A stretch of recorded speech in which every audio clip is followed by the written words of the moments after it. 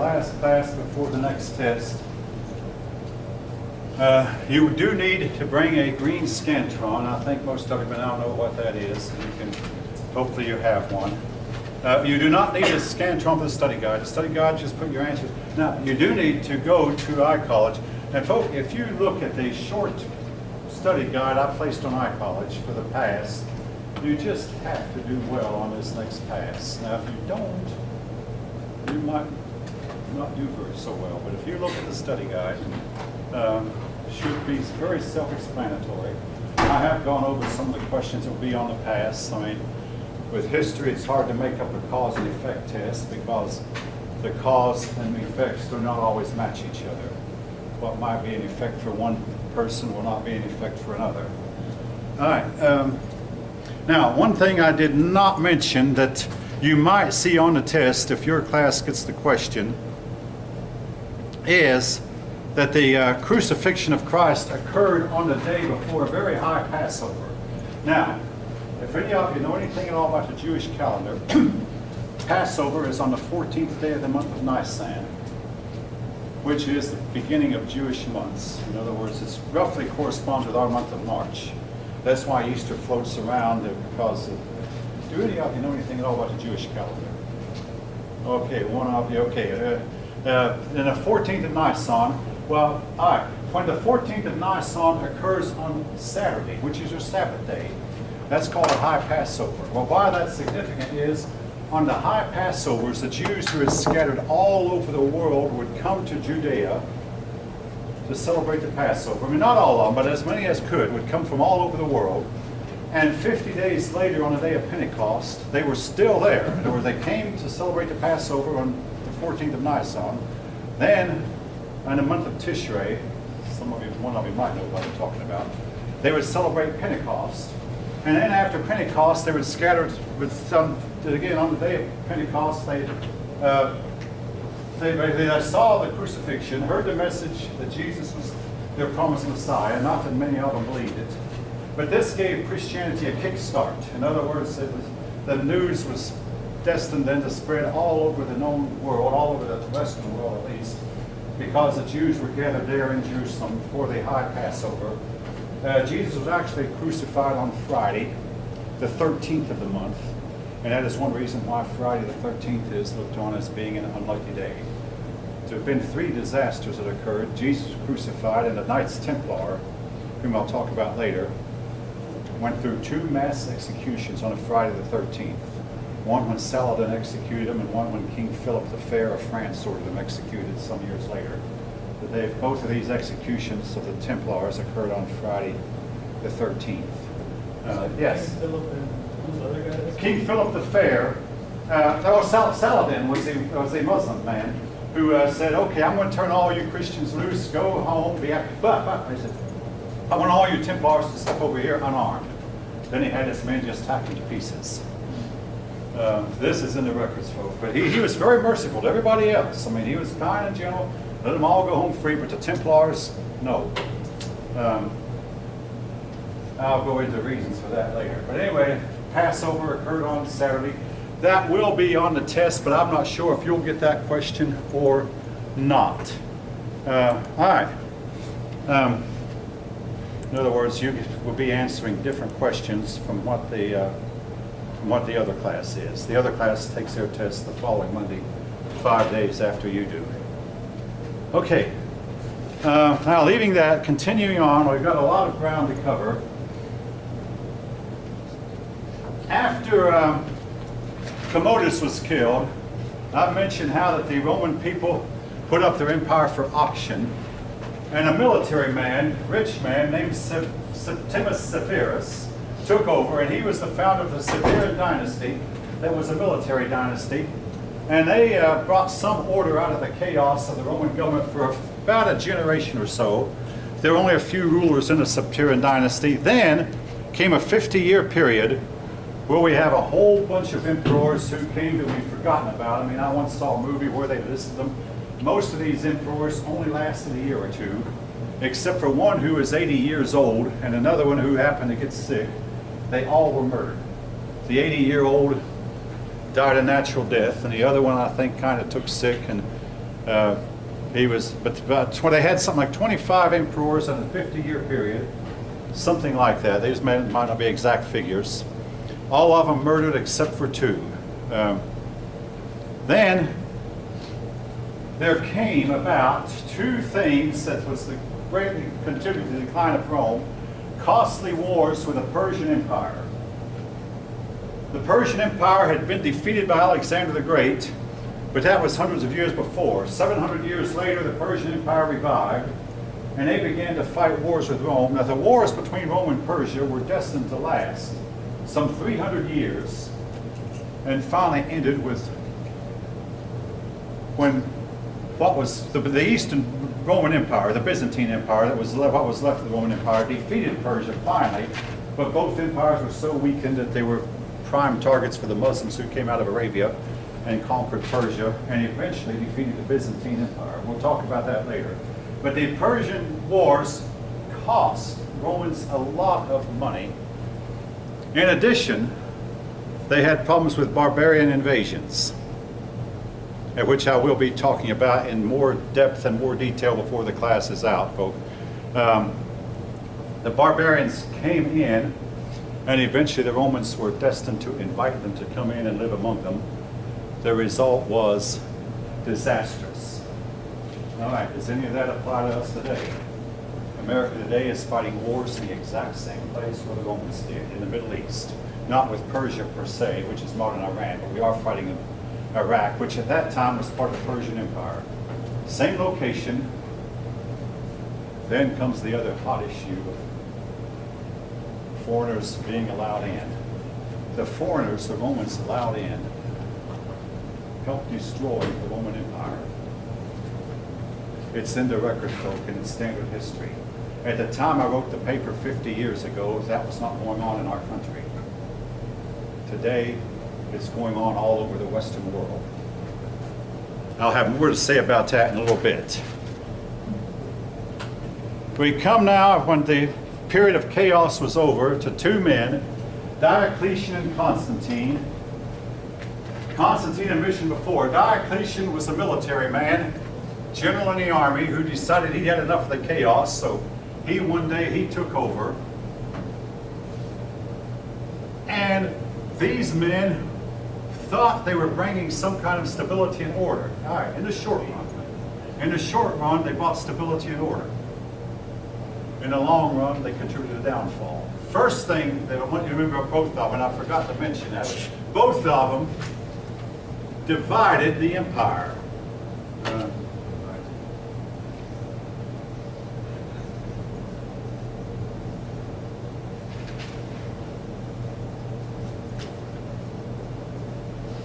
In the case of Diocletian, he split it into 4 parts.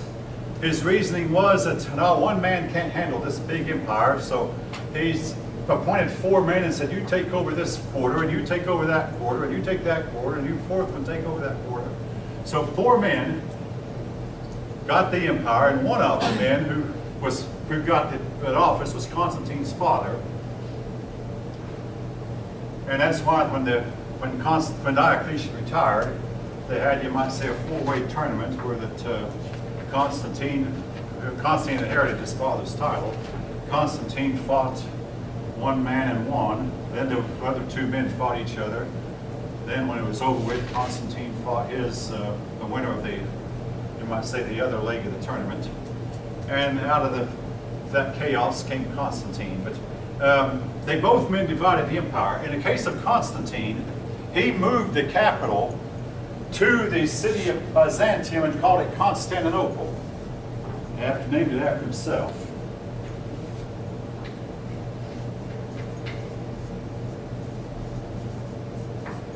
City of Constantinople is the modern city of Istanbul, located again near the Black Sea, near the place where the Europe and Asia comes together. He reasoned that, hey, this is a great city because it's right on the border between Europe and Asia, and a lot of trade routes are going through there, and it had the Mediterranean also, like Rome did. So he moved the capital, but what this wound up doing was splitting the empire in 2. The Byzantine Empire that Constantine helped get started was destined to last 1,000 years before finally succumbing to the Muslims. Now,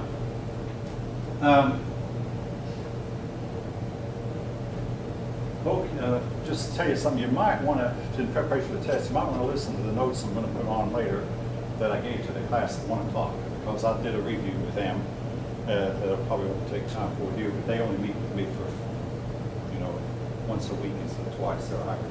So you might want to know that I gave this illustration to them. Twice, during the time I was single, some young women came to me. They wanted my advice on something. They had a nice, almost new car that was costing more money than they could afford. And they were thinking they could save money by getting rid of their nice, almost new car and buying a much older car instead at a lower price. Now, if someone asks you for advice on that, what advice should you give them? Anybody have any idea? Yes? Keep the newer car.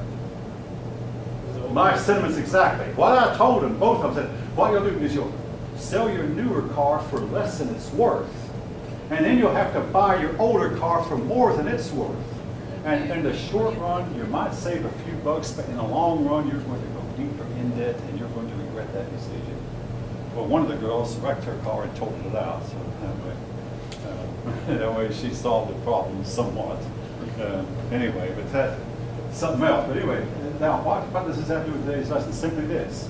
As I already mentioned, Constantine and Diocletian, their reforms were like the young woman who wanted to get rid of their nice, almost new cars. The reforms were temporary, temporarily solved the problem. But, all right, first thing they both men did, said all men must remain in the profession of fathers. What was the bother about this? Well, simply this. They were afraid that the empire might eventually have too few blacksmiths and too many tanners, perhaps, or too few of this or too many of that. What they didn't realize was they should have just left this situation alone and let each man find his own niche. But here's what happens. I mean, here's what a lot of people are afraid of. I use blacksmiths as an example. The profession of blacksmithing is now obsolete. There are hardly any blacksmiths in the country anymore. At one time, it was a big honor profession. Well, what happened to all the blacksmiths? They had to find other work. It was a painful transition, folks. But most of you young people in your lifetime is going to find work. You're going to find yourself, and it's natural and normal. You're going to find yourself unemployed. The business you once worked for has gone out of business, and you have to go find something else to do. It's normal. It's natural. It happens to everybody. To do is cope as best as you can. You might train hard for a certain position and find by the time you get through with training, that position is now obsolete and no longer needed in this world because it's been replaced with something else. And especially you folk, perhaps more than me, there'll be machines come in and take a lot of your jobs. What do? You find something you can do. But Constantine and Diocletian were thinking, hey, what we'll do is we'll guarantee that all the men remain the profession of fathers. That way we'll have better tanners, better cobblers, because these men will learn these jobs from their fathers from the time they were 5 and 6 years old. So they'll know how to do it really, really well. Problem is, what if one community had too many tanners or too many cobblers and they all were keeping each other's business down? In a market economy, some of them would go out of business. Hey, that sounds tough, that sounds hard, that sounds cruel. But hey, the ones who go out of business oftentimes wind up better off than they would have been if they stayed in their old profession. Not always, but quite. It's called life. But anyway, they wanted, and also, now they wanted to set wages and prices. Inflation was becoming a problem. Most of you did not live through Jimmy Carter's administration, where inflation was really, really out of control and rampant. With all respect to Jimmy Carter, he thought he was doing right. But under his administration, we had prices go up really, and prices go up faster than wages did in a lot of cases, particularly if you were a school teacher. And school teachers only get paid like once a month. The pay is set by the state government every year. So once you get your first paycheck for the year, that's what it's going to be. And there's no cost of living raises. At least there wasn't when I was teaching. prices and wages were set to supposedly keep inflation down. All right, now, in 1971, President Richard Milhouse Nixon was given the authority by Congress to freeze wages and prices. So he ordered a 90-day wage price freeze one day. And for 90 days, our country was under the control of a set by wage and price freeze. It didn't work. Inflation kept going higher anyway in spite.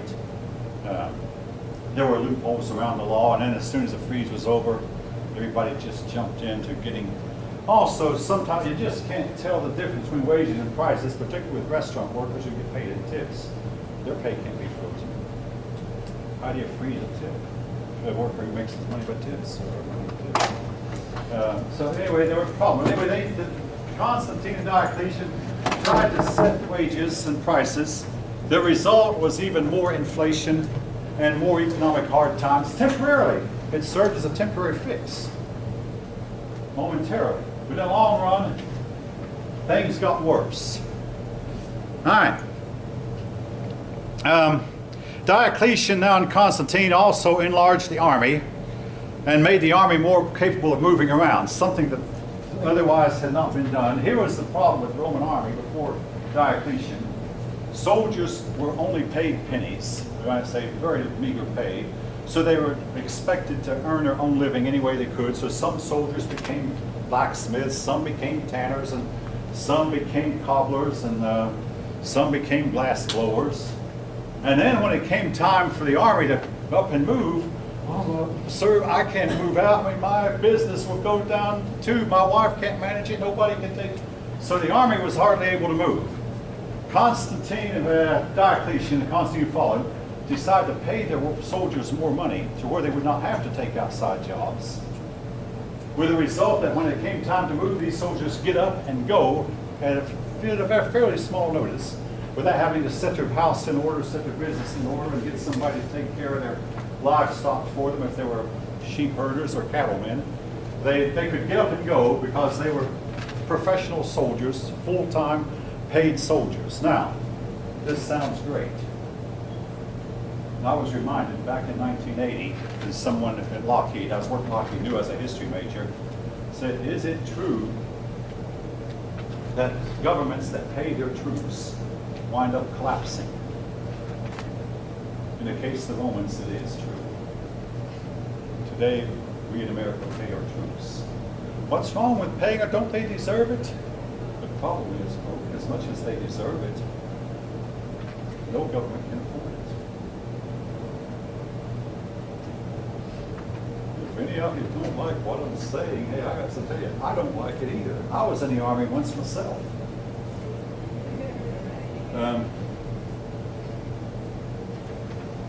But I mean, to me, it's just hard to be some hard, cold facts. Now, Diocletian and Constantine set up a bureaucracy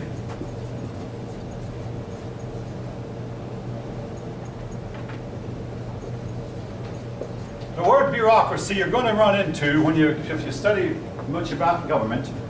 It means you have a hierarchy of authority, and the army is an example of bureaucracy. At the top you have your generals. Under the generals you have colonels. Under the colonels you have lieutenant colonels. Under the lieutenant colonels you have majors. Under the majors, captains. Under the captains, lieutenants. Under the lieutenants, sergeants. Some of you might know a little bit about what I'm talking about. Yes, this is bureaucracy. Well, they set up a civilian bureaucracy also, where they had this hierarchy of authority of a whole bureaucracy of paid government employees, which is exactly what we have in our country today. Now, there's a problem with it. This bureaucracy had to be paid for out of tax money, and taxes in Roman times became really, really, really heavy. I remember when I was in the 6th grade, my history book, it showed this cartoon of two men weighted down by a big, big, heavy bag of taxes, and the other man had just emptied his heavy bag to the tax collector, and the caption of the cartoon was, "Heavy taxes, most of all, caused the Roman Empire's fall." Taxes became extremely heavy, and again, this took incentive away because the Roman citizens, the average Roman knew, hey, I'm going to be fed whether I work or not, and why work when I can get fed for not working? And also, why work if the government's going to get most of the pay I make? So why work?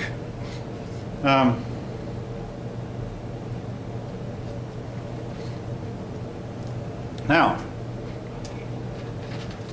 all right, with Constantine, one other thing about Diocletian. He persecuted the Christians.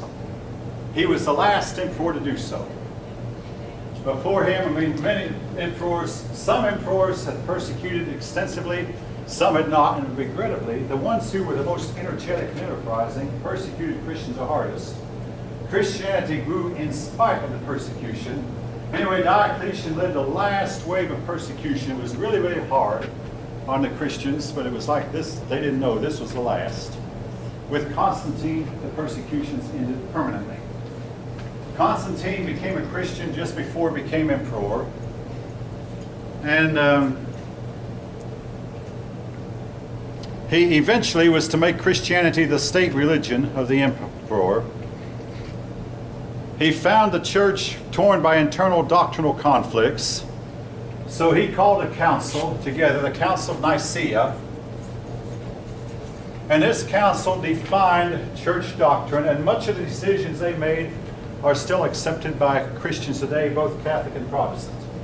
The Council of Nicaea decided which books would be in the Bible, which writings would be in the Bible, which ones would not. Now, with all respect now, the Council of Nicaea merely rubber-stamped what was already being used. If you study it in detail, which books made it, which ones didn't. There have been some people before Nicaea, some for 100 years, who would include this book in their canon. Some others would include that book. But by the time the Council of Nicaea occurred, they had decided on pretty much on which books they would occur. Now, I've had students ask me, what was the factor that determined which books got in or not? The number one factor was authorship. You know, who authored this book? If they knew that this writing had been authored by Paul or by Peter, it made it into the canon. If it had been authored by one of Jesus' brothers, James or Judas, it made it into the canon. And if it had been authored by someone who was an eyewitness to Christ's activities, like Matthew and Mark and Luke and John, it made it into the canon. So mostly it was authorship, but only the persons who were actually directly involved with Jesus, their writing, except for Paul. Paul wrote the most of the New Testament, but his writings were included. Most of the rest of the writings that were not of this kind of authorship were not. The other thing was content. Now, if you study, I mean, I sometimes get a laugh when I say that, but if you study some of the writings that didn't make it, a lot of them were promoting the idea of celibacy, that celibacy was to be preferred over a life of marriage, and that God's people should never engage in any kind of sex at all. These writings, by the way, did not make it into the canon. If they had, the Western world might have become extinct. But and certain writings that contained certain doctrines that were offensive. There was Gnosticism, which is being revived today, by the way. Certain type of Gnosticism that they claimed that they had more knowledge than anyone else. I won't go into detail about what Gnosticism is, but it claimed that the present world was created by an inferior God who had a God who was better than him, who in turn had a God better than him. There was a hierarchy of deities, but the God who had created our world was just not quite able to make it work. So our job was to get past the world and get our souls, somewhat like Plato said, get our souls in tune with the higher God or the higher heaven, rather than the God who had made the world. Now, folks, again, in no way do I condone this doctrine, but this was one of the doctrines that was being taught. Writings like that did not make it into the canon. The canon, that means the writings that were picked as opposed to the ones that were not. Anyway, the Council of Nicaea also decided on the nature of God, that he was three persons, Father, Son, and Holy Ghost, that Jesus Christ was fully God and fully human. And again, these doctrines are not disputed by either Catholic or Protestant today.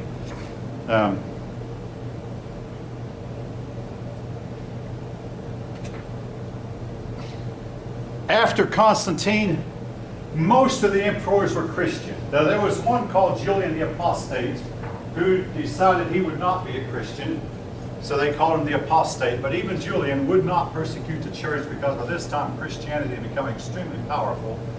Julian tried to turn the empire back to paganism. He failed. After him, all the emperors were Christian. And with Christianity eventually was made the legal religion, and paganism was outlawed. However, again, this your book will mention, every history book you read will mention this. You can say paganism was outlawed, but paganism found its way into the church to where Isis became Mary,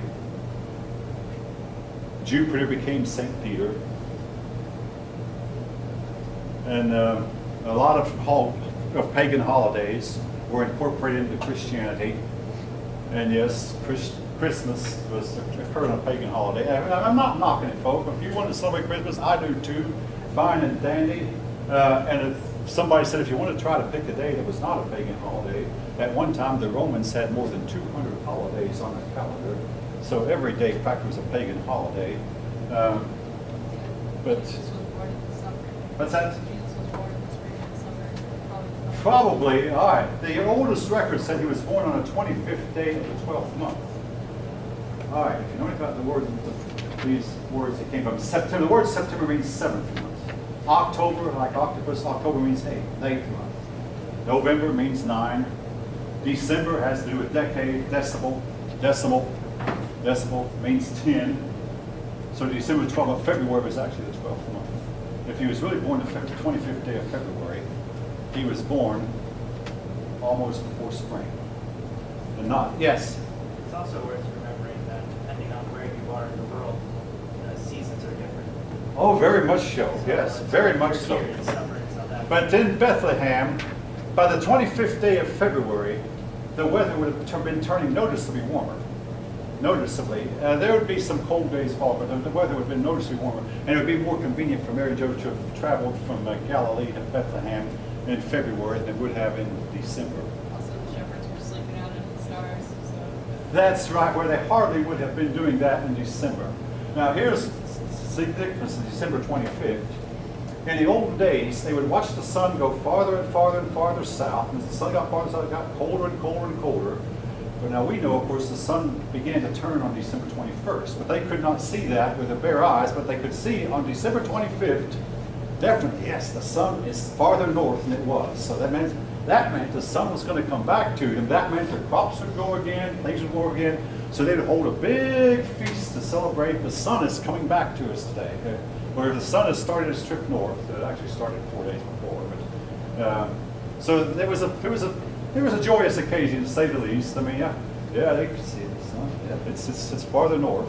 Having a Christmas tree in your home is also a pagan. Oh, it is.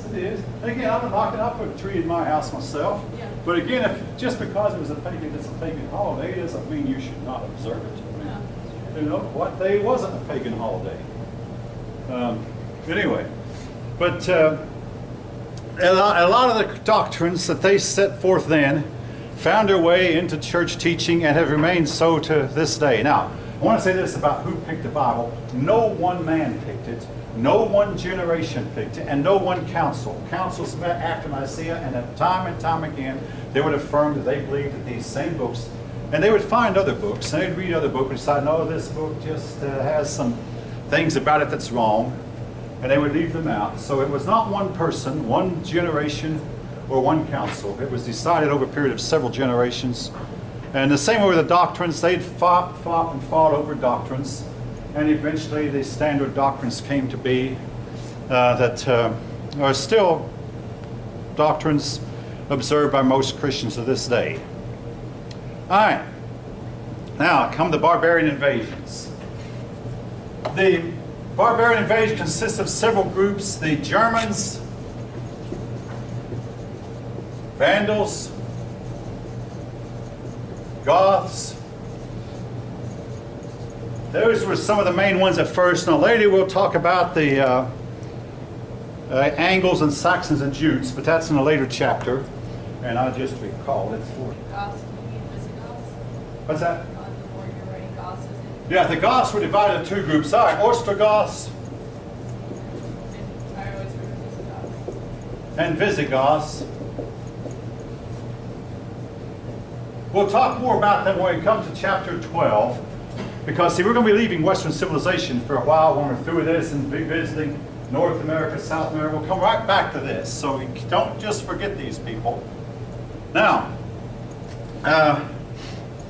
these people were what the Romans called barbarian. The word barbarian means person who is less civilized than you are, or in some cases, person who is uncivilized.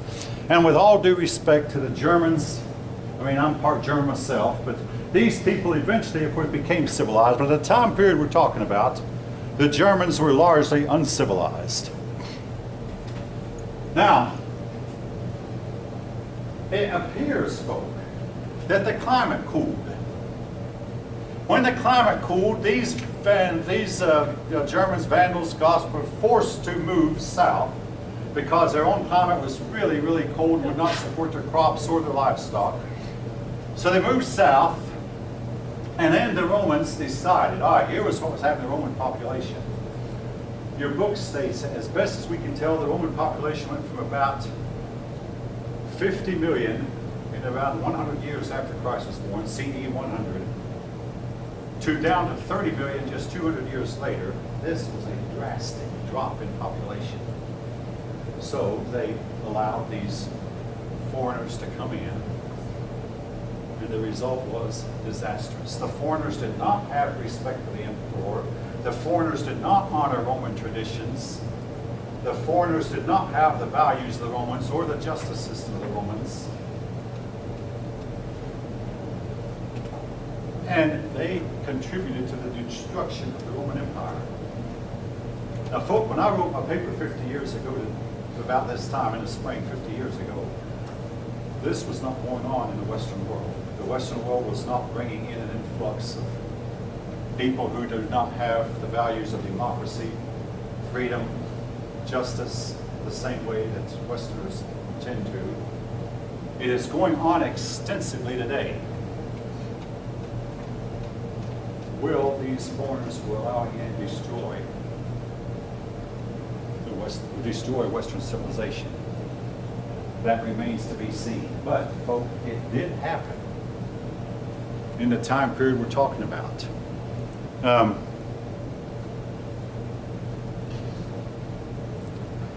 In 378 occurred a battle, Adrianople. Now, about 75 or 80 years ago, someone wrote a book that was really a famous book for a long time called The 10 Most Decisive Battles in World History. The Battle of Adrianople was listed.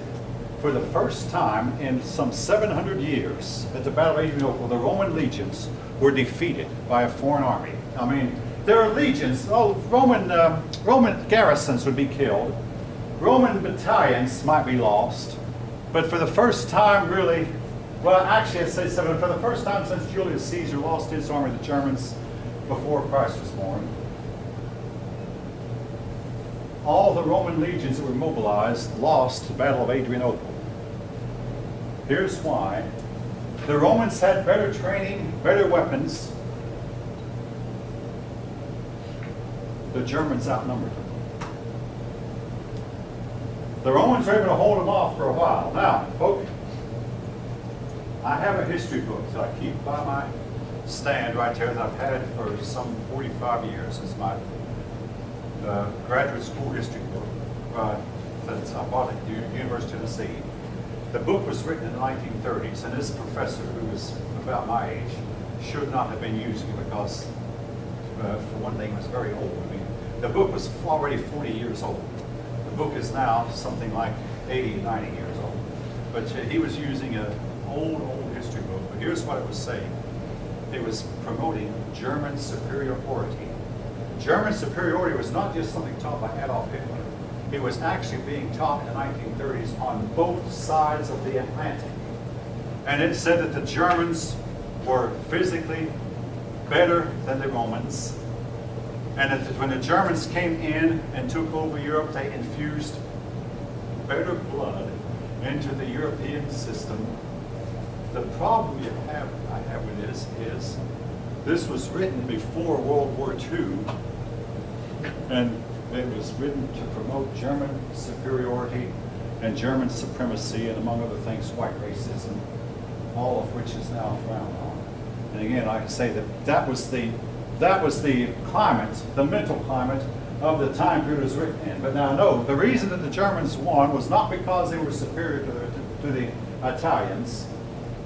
It's simply they outnumbered the Romans.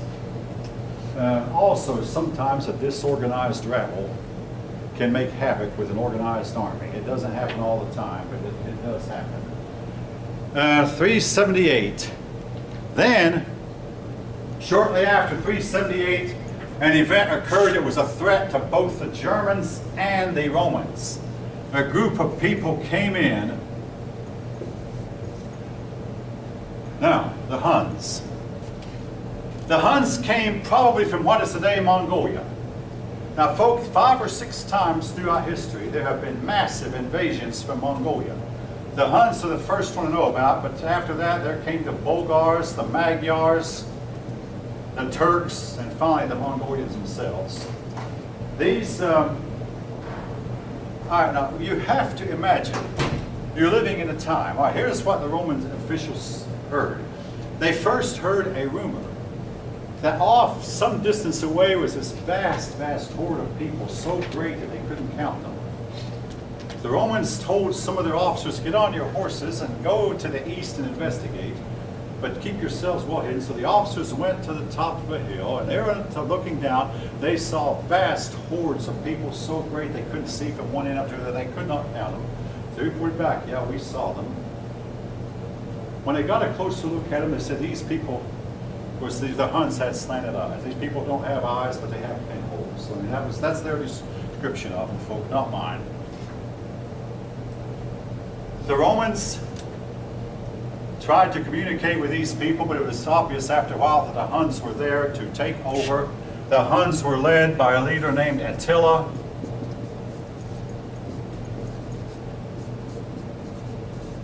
One of the most evil men in all of history.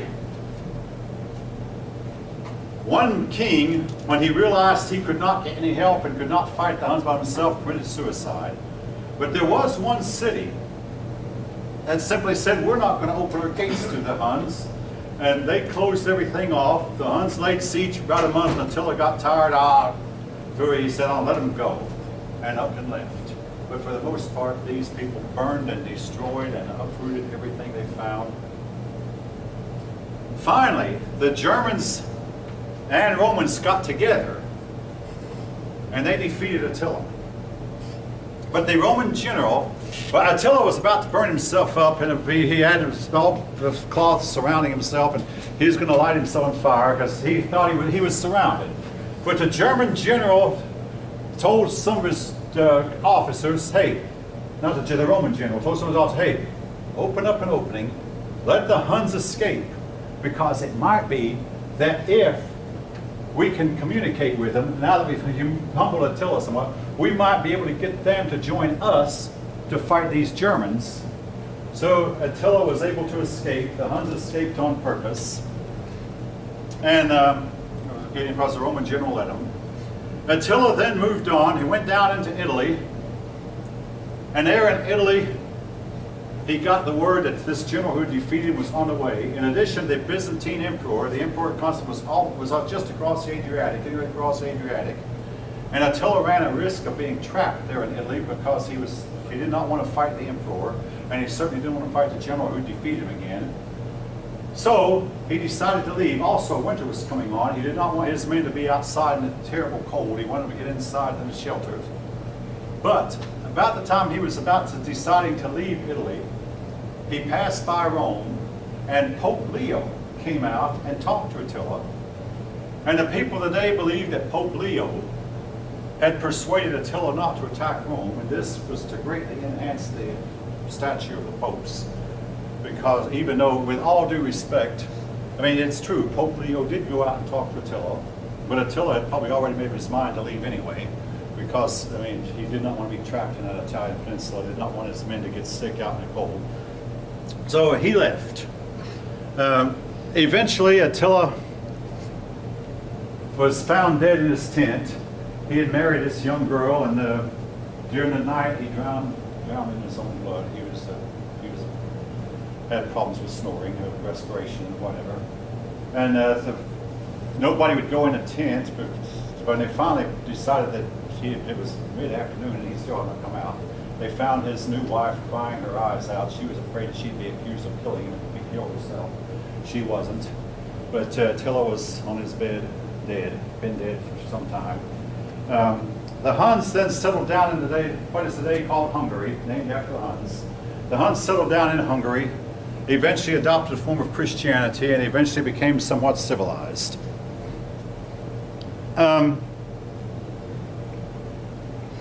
Finally, now, in 476, and this is one of the few dates I remember, this is a traditional date, 476, the last Roman emperor, a boy named Romulus Augustus, 11 years old, was told, get off the throne, give me your crown and your diadems, we're going to send them to Constantinople, they're no longer needed here. This is a traditional fall of the Roman Empire. Now, folks, I want to tell you something. Anyone living in Western Europe at the time would have noticed nothing different.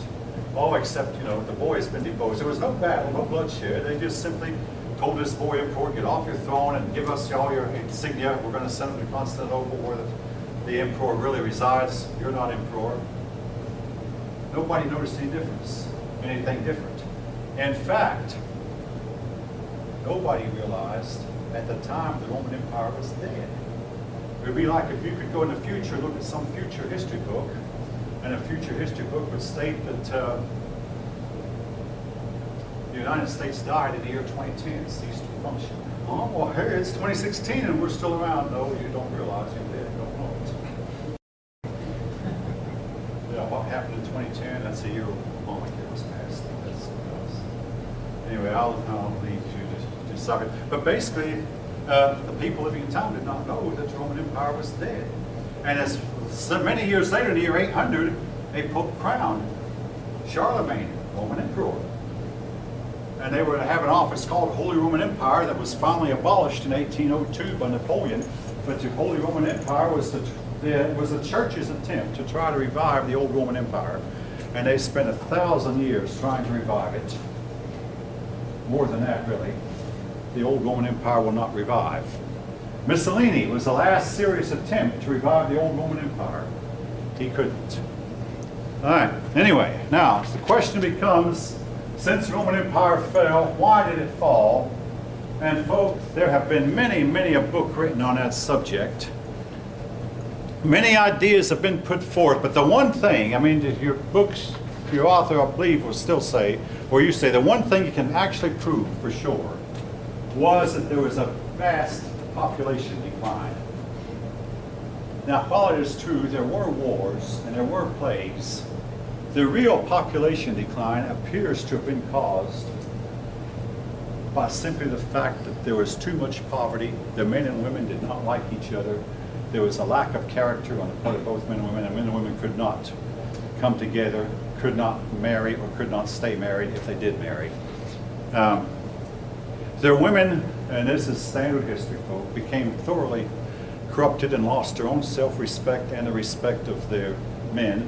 They were interested in nothing but partying and drinking, or jumping around from one man to another.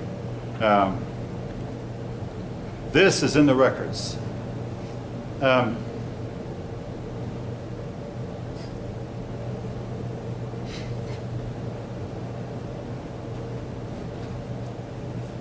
Farming and small crafts declined drastically. In other words, the farms became very large farms and the average person had no chance. Now, folks, this is something I did not mention 50 years ago. In our country today, American farmers are still productive, but here's the thing. The small farmer who farms to feed his family and take a few chickens and pigs to market is over with. The typical American farmer inherited acres and acres and acres of land. And he has maybe 4 or 5 tractors, and he's basically a millionaire, but he's so deep in debt that he has a very hard time balancing his budget. But there are very few farmers in our country today, and the ones who are mostly getting old and retiring, and their children do not want to take it up. And nobody knows who is going to do the farming in our country in a few years. Farming is looked down on as an occupation. The army, all right, again, eventually the Romans began hiring troops. But now here's the worst part of it. It wasn't just to pay their soldiers a wage. They began to hire foreigners. Now, folk, during World War II, it's true we fought alongside the Canadians, but the Canadians fought under the Canadian flag. We fought alongside the British, but the British fought with the British flag. But what if we were to go to war at some future time with some country like, say, Russia? I mean, that's not unreal.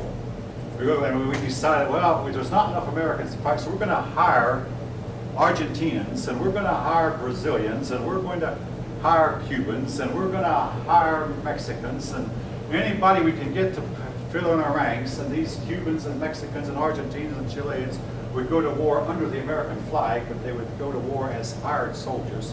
This as much is known about hired troops. They'll fight when the going is good. When the going gets tough,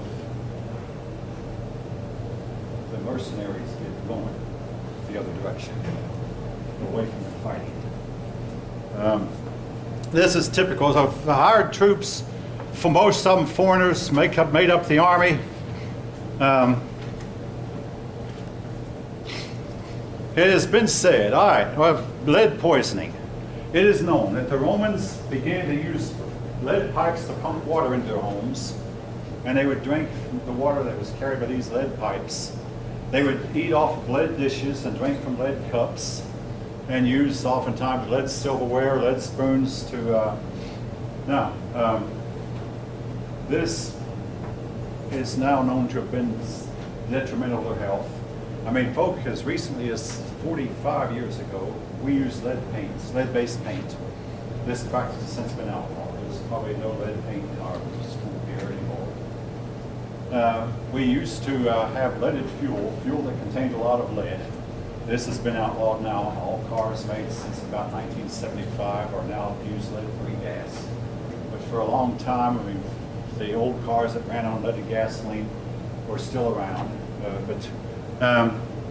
Lead was a problem in our country at one time. I'll tell you something. My dad worked for a plumber. He used to bring home little lead. Lead was used to seal pipes, and he'd bring home some of the lead. And we kids would put it in a fireplace and melt it down and make chess pieces with it. Don't you do that. We got away with it probably from sheer innocence, but we did not know better. But we'd melt it in tin cans and then pour it out into a clay mold, and it would make pretty good chess pieces or pretty good anything else you want to make with it. But we breathed the fumes, but again, we didn't know better. Well, we got away with it. All right. Eventually, too, they only had two classes, an upper class that was super rich, and at the bottom was a lower class that was made up of just about 98% of the population. The lower class, there was no middle class, no classes in between. The lower classes had no chance or no incentive to better themselves. Taxation became extremely heavy. Their morality declined, and as their morality declined with it, their family life declined. I mean, you know, you cannot marry a person who doesn't have character, or you can't stay married to such a person if you do. I mean, character is extremely important. And anyway, they also had a love for brutality in sports.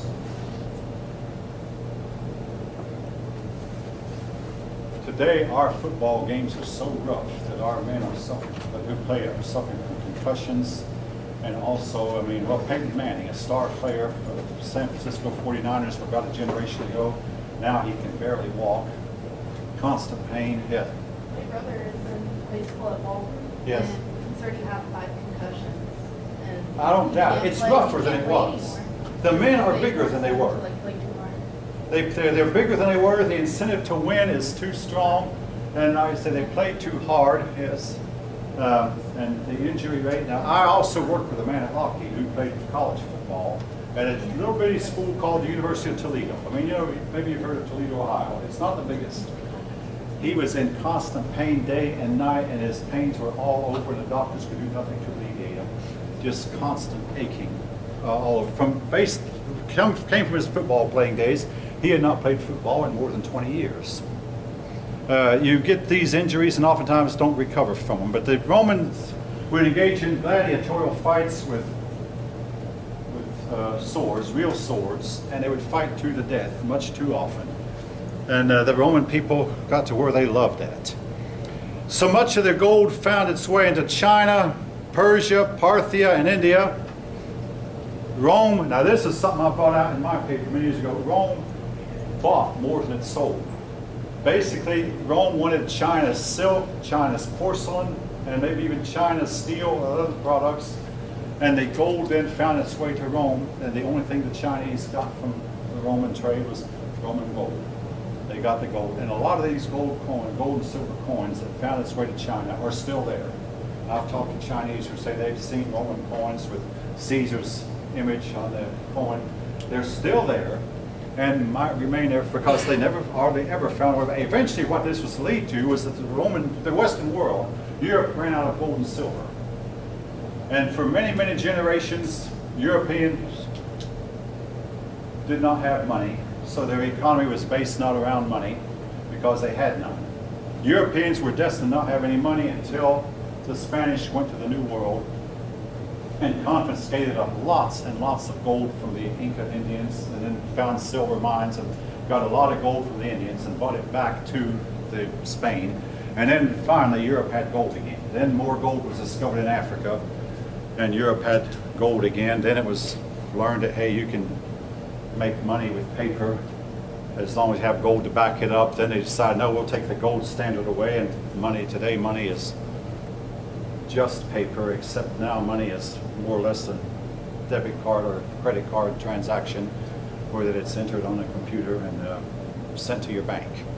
Most of you probably know what I'm talking about. But the Romans did not have any of that, so when the money went, their economy went also. Now, someone said that the empire was built on a decaying foundation. Tom Jones said this, and the world was heading toward a dark age. The Romans only came along and temporarily halted the decline of the dark age, but inevitably the decline continued. Plagues were part of the issue also, and they became more numerous late in these second hundreds. And I've got to hurry. Slavery, it's been said that slavery holds a nation back from developing technology. The Romans never had a real workable political system. The politicians did what they pleased without regard to the Constitution. Now, every one of these ideas has been challenged. No, we simply don't know why Rome fell. You get thinking, if you research it hard, I forgot this reason, but then somebody comes with a compelling reason why that can't be the reason. Now, here is one reason I want to elaborate on a little bit. Ever since the historian Gibbon, actually even before him, there were some people who blamed Christianity on the downfall of the Roman Empire. All right, I'm not going to argue that Christianity might have contributed somewhat. However, folk, I'll use this as an illustration. I learned when I was 8 years old when a teacher said to clean out your desk. I learned the best way to clean it out was to take out everything that was in it and then put everything back in it one item at a time, throwing away what you no longer need. The best way to clean out a room in your house is to take the room and take everything that's in it out, then clean it out, then put the things back in, and throwing away what you don't need, and putting the things back in some kind of order. Many of you know what I'm talking about. Best way to clean out a car. Sometimes the best way to fix a car is just to take the whole thing, all the pieces, all apart, and put it back together and clean the pieces that need cleaning, replacing the parts that need replacing, fixing the parts that can be fixed. It's called overhaul. What was wrong with the Roman Empire? Well, maybe it needed to be broken up. For one thing, they worshipped the emperor. And the reason I'm bringing it up, I had a pupil who blamed Christianity for destroying the empire and said one of the things that Christianity did was totally should not worship the emperor. And I had to ask him, are you in favor of emperor worship? I did not get an answer. I mean, I wrote my question on this paper. Didn't get an answer.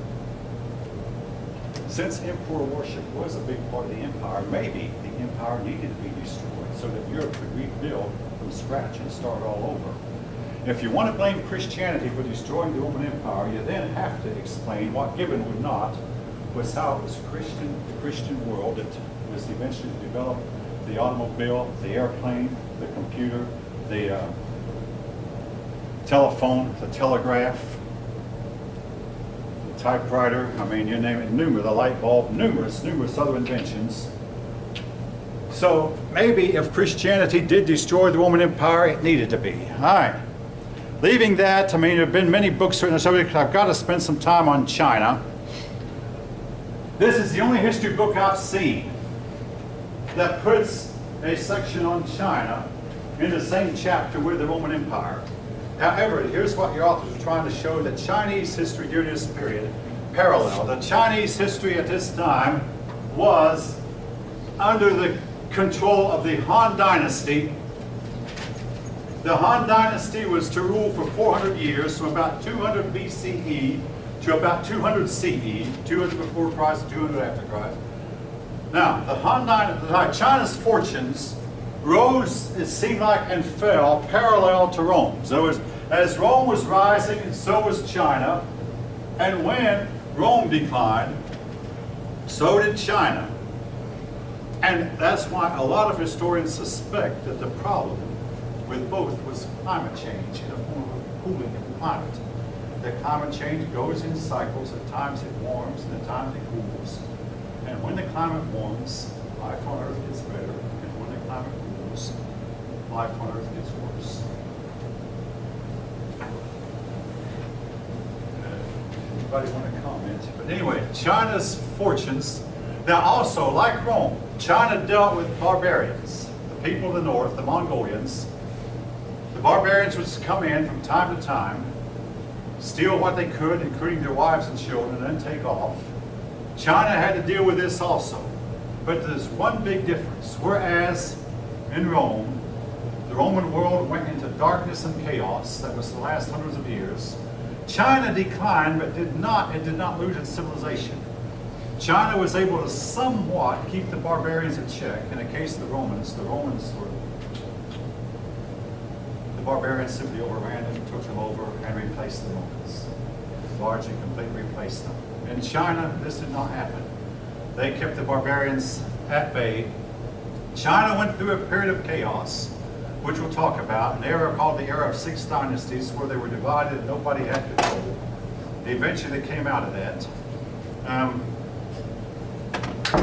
So China did have its issues that in a lot of cases paralleled Rome, the issues that Rome had.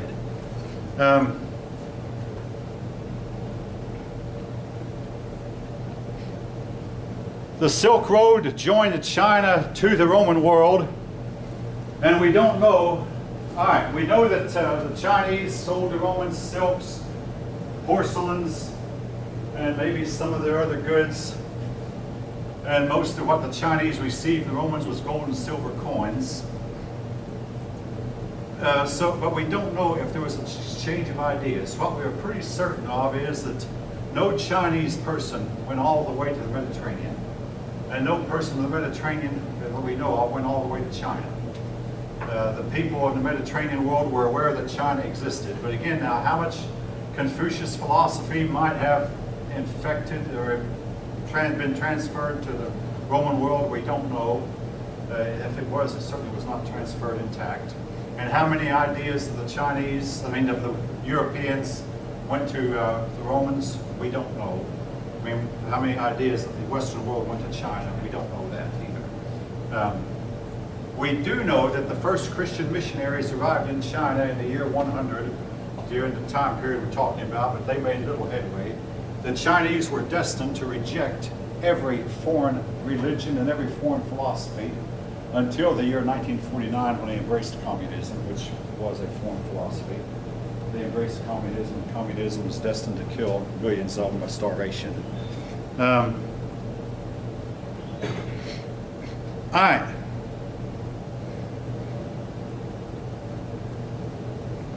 That about covers it up. So what I'll spend the next 15 minutes doing is what I did with the other class. Ask you a few questions.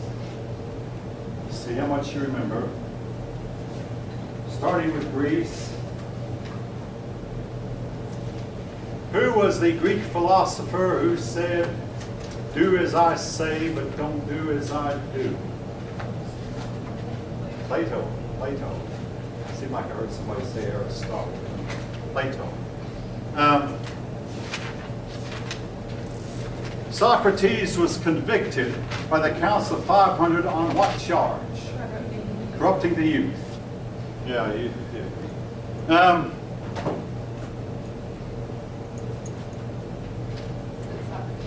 Let's see. Oops, world history. All right.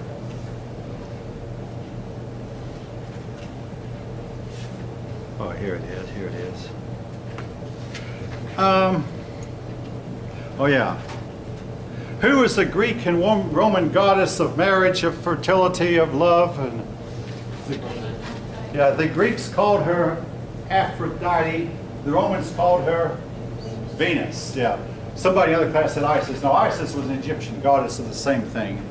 Isis. Anyway, the Venus, and folk, if you look up in the sky, sometimes it comes up early in the morning. Sometimes it goes down after the sun goes down. The brightest star you'll ever see is Venus. Coup d'etat. When I say that this man led a coup d'etat, what's a coup d'etat? Where you overthrow the government, yes. Usually by killing the person who was in power. Not always, but most of the time you kill the person who was in power and overthrow. Plato advocated a form of government, not democracy, but what we call today a republic. A republic. Plato advocated republic, and basically where the few ruled, not the average Joe. Who set up the Council of 500? The Council of 500 that was eventually condemned Socrates to death. The man's name, the statesman's name, was Cleisthenes. He began to make Athens more democratic. Who wrote the Iliad and the Odyssey? Homer. The Iliad was about a war with what city? Troy. Ancient city of Troy. How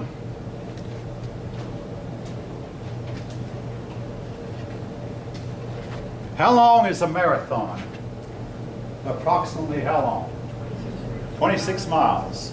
Because the Battle of Marathon occurred 26 miles from Athens. All right. Who is the chief god of the Greeks? Zeus.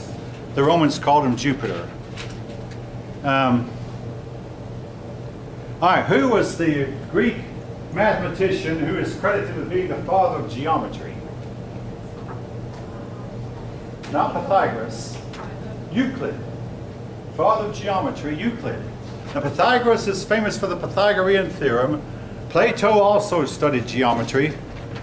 But Euclid is credited as being the father of geometry. The Greek gods were said to live where? Mount Olympus. All right, who's the Greek historian who's often called the father of history? Father of history. Herodotus.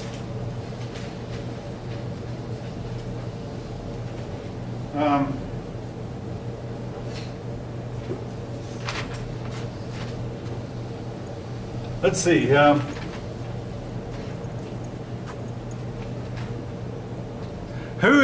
Which Greek philosophy group said, "Let us eat, drink, and make merry, for tomorrow we die"? The Epicureans. Epicureans.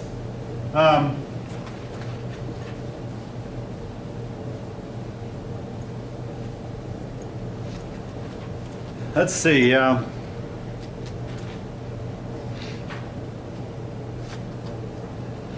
At first, Athenians believed that a woman's place was in the home. At first. Now later they changed that. All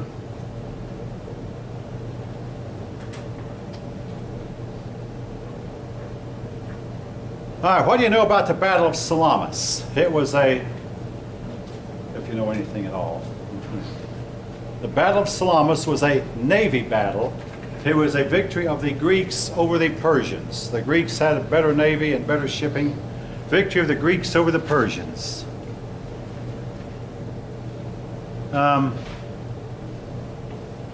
Romans spoke what language? The Romans spoke Latin. Latin. The Romans spoke Latin. Eventually Latin was destined to die, like Sumerian language. Oh yes. Who was the Caesar at the time of Christ's birth? Augustus. Caesar Augustus.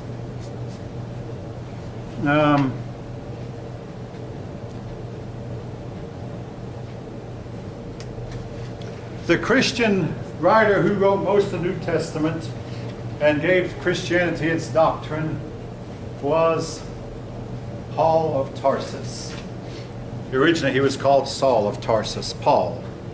All right, during the Second Punic War, Carthage had a famous general, some have called one of the greatest generals of all time, who took a smaller army and Hannibal made havoc with the Roman armies in Italy for more than 20 years until a Roman general finally outsmarted him, Hannibal. All right, the Ides of March. The Ides of March is the 15th day of March. Why do we remember them? The day that Julius Caesar was assassinated. On that day, the Ides of March.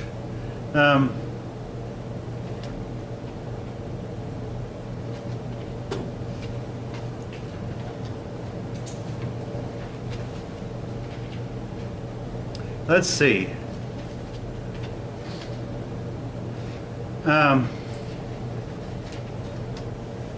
While Europe's population was declining, what was happening to China's population?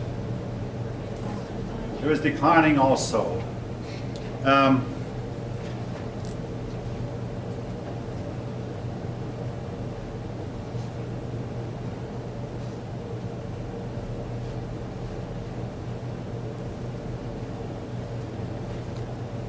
The wars between Rome and Carthage, and there were three of them, are known collectively as the Punic Wars.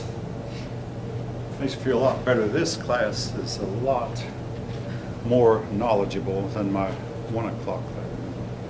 And I'll have to cut that off. All right. Christianity started off as a faction of what other religion? Basically, it broke away from what religion? Judaism. Started off as a faction of Judaism.